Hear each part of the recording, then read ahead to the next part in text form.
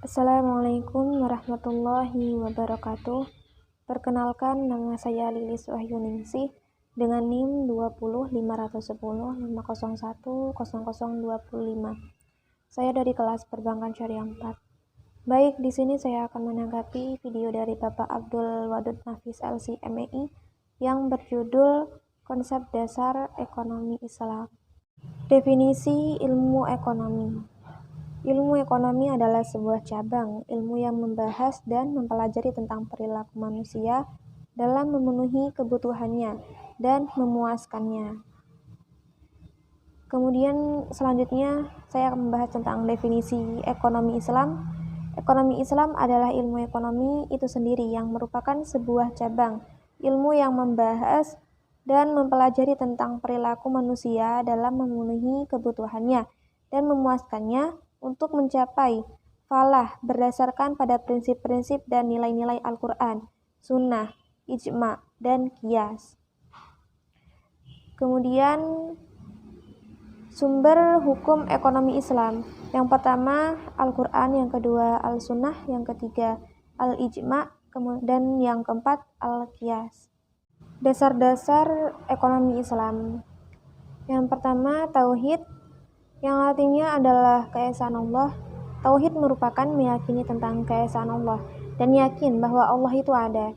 Nah, hanya Allah yang harus kita patuhi. Maka segala aktivitas ekonomi itu harus sesuai dengan ketentuan Allah, baik itu dalam ketentuan Al-Quran, hadis, ijma, dan qiyas. Yang kedua al-siddiq dan amanah. Artinya kejujuran dan tanggung jawab. Jadi bisa dicontohkan misalkan dalam transaksi itu jujur. Setelah jujur mengikuti amanah, melakukan tugas dengan baik sesuai dengan perjanjian yang disepakati bersama. Kemudian yang ketiga mengakui hak milik individu dan umum. Dan yang keempat al-adalah. Artinya keadilan. Misalkan kita harus bersikap adil dalam ketika menjual, ketika membeli, dan lain-lain. Dan yang kelima al-tawazun, artinya keseimbangan. Dan yang terakhir al-ta'un, artinya tolong-menolong. Pembahasan berikutnya yaitu prinsip-prinsip ekonomi Islam bebas dari maghrib. Singkatan dari kata maghrib adalah maisir, garar, riba.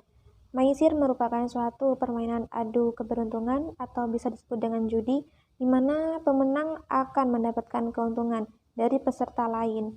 Yang kedua, garar merupakan ketidakjelasan objek, penyerahan maupun harga. Yang ketiga, riba merupakan kelebihan nominal pengambilan hutang pokok yang dibebankan pada peminjam.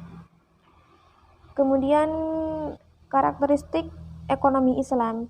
Yang pertama, ekonomi dalam terikat dengan akidah, syariah, dan akhlak. Yang kedua, harta kepunyaan Allah dan manusia sebagai khalifah. Yang ketiga, larangan maisir, garar, dan riba. Yang keempat, keadilan dan keseimbangan dalam melindungi kepentingan individu dan masyarakat.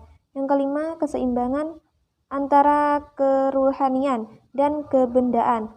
Yang keenam, bimbingan konsumsi. Yang ketujuh, petunjuk investasi. Dan yang kedelapan, zakat. Mungkin hanya itu yang dapat saya sampaikan, kurang lebihnya saya mohon maaf. Wassalamualaikum warahmatullahi wabarakatuh.